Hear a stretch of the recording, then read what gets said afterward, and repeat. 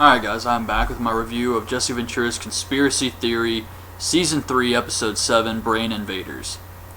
And this was the big season finale. For the season finale, I was kind of disappointed. I expected more from this episode. They probably should have had the Ozarks as the last episode this season because that episode was awesome. And this one had a few interesting moments here and there, but I really didn't care much for it. But it starts off with this guy, Dr. Terry Robertson, who tells Jesse he has a lot of patients coming to him, telling him they're hearing these voices in their heads and they think they're being targeted by the government.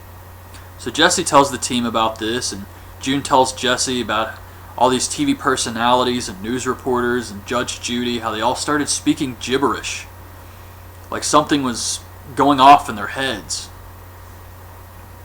So Jesse feels it's worth investigating, and June talks to this man who says he's been psychologically tortured for 30 years.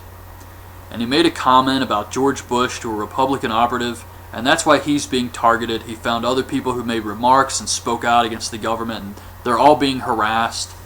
He has a paper saying the Air Force has a patent for using microwaves to send words into people's minds. What are they saying? I mean, this is what you get for talking about Bush. Like, what exactly are they saying to this man? Now, another guy says that they insult him. So I don't know if it's the same thing or they're... who knows? But that's what he says.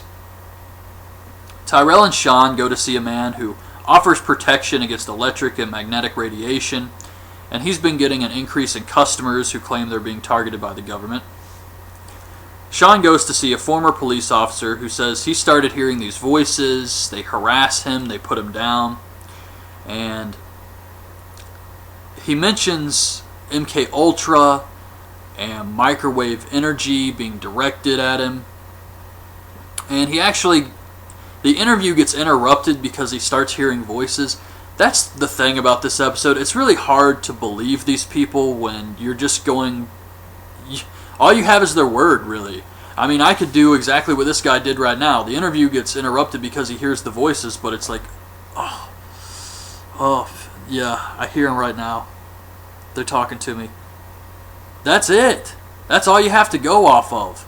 I mean, your witnesses, your victims, whatever you want to call them, that's it. You have no way to prove this. So to me, that's the thing that really hurt the episode, is I'm kind of just, you're having to trust these people, and it is a TV show, so you're already skeptical, and it just reminded me a lot about that reptilian episode where the lady she gets hypnotized, and she starts speaking a reptile language. It's kind of like, come on. But he starts talking about his son-in-law, how he came back from Iraq, and they used microwave energy to have the Iraqi soldiers surrender by the thousands. So June goes to see David Corso, a Black Ops veteran, who says MK Ultra was supposedly shut down, but of course, he says it continued. Tyrell tells the team about these Gwen towers, built during the Cold War, which happen to be near the biggest hotspots for people reporting they're being targeted. Jesse and Tyrell go to see a woman who claims she's being targeted, and she gets these burning sensations. She's been targeted for 10 years, and she has Jesse meet her neighbors who have the same symptoms. They all have a history of speaking out against the government. It's more people like the police officer, where it's just, I feel it.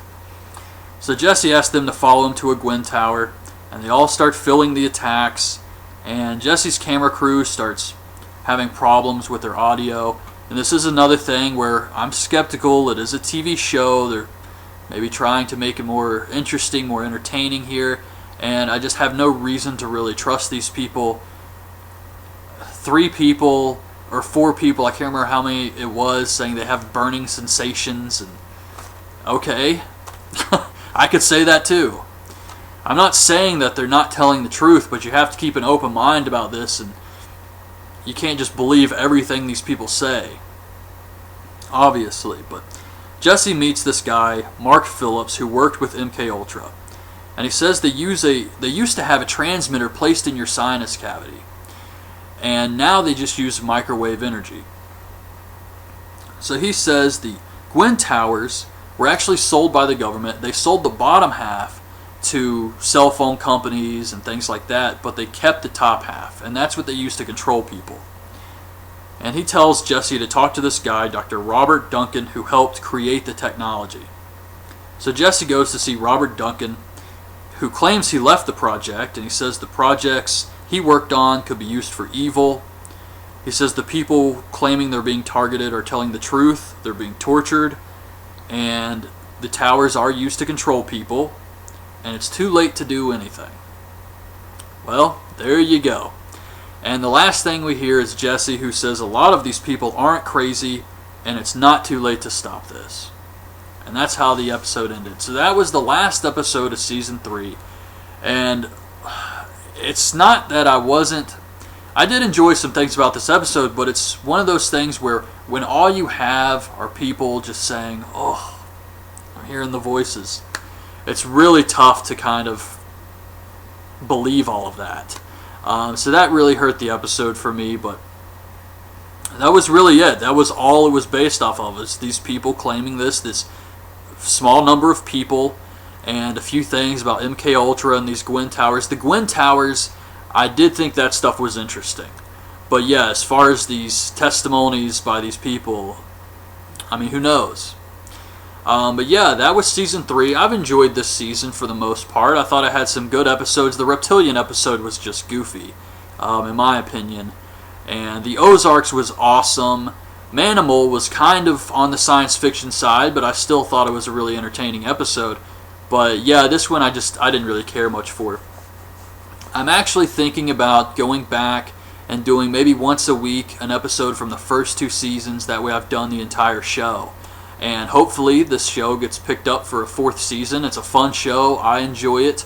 I definitely recommend watching it. And it's interesting.